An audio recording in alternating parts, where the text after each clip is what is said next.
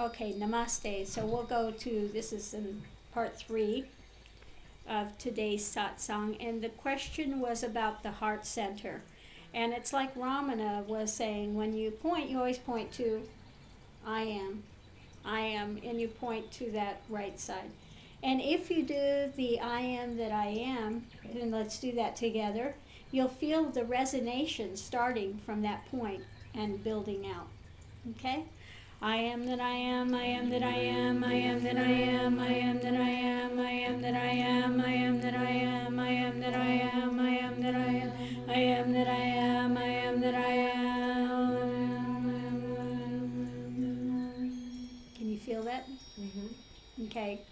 So this is how you find that heart center. But it's not really something that's bodily, it's a spiritual center. Okay, so what we want to find is this all-encompassing spiritual center, the center of sacredness, okay? So it doesn't really have to do with a bodily heart. It's not that.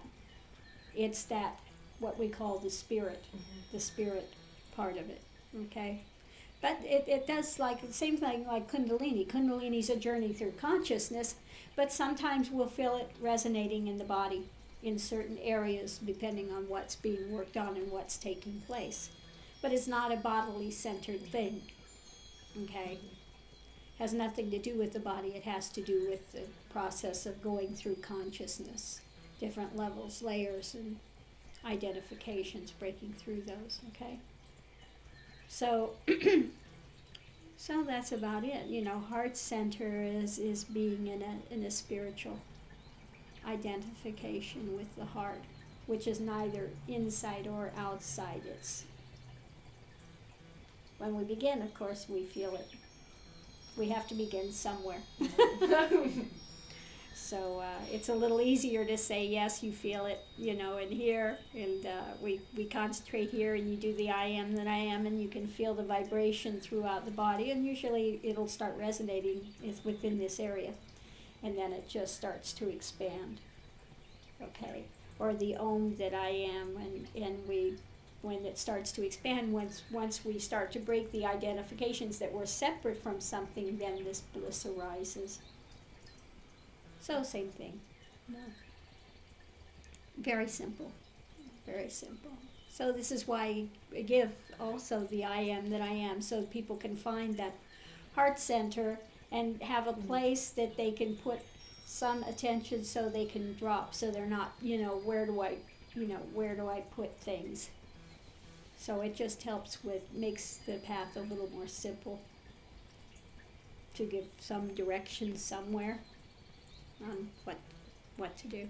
And then from there, then we go into how to draw attention into the heart center and do open eye meditation. From there we go into an open eye meditation, which I'll work with you on after your secondary diksha. We'll work on that, how to do an open eye meditation as well, because there's no reason for you not to be able to meditate throughout the day. Meditation is allowing the mind to still. That's meditation. Okay, it's not meditating on an object. This is not what I'm talking about when we say meditation. It's allowing the mind to still. So in this, you can do closed eye meditation or you can do open eye meditation, because all of life gives you an opportunity for your sadhana and your spiritual practice.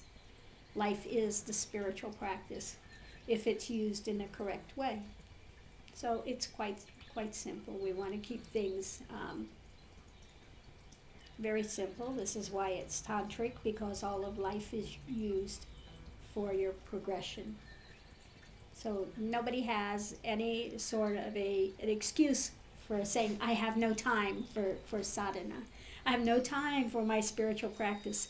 Well, if you're breathing, you've got time. Okay? If you're doing action, you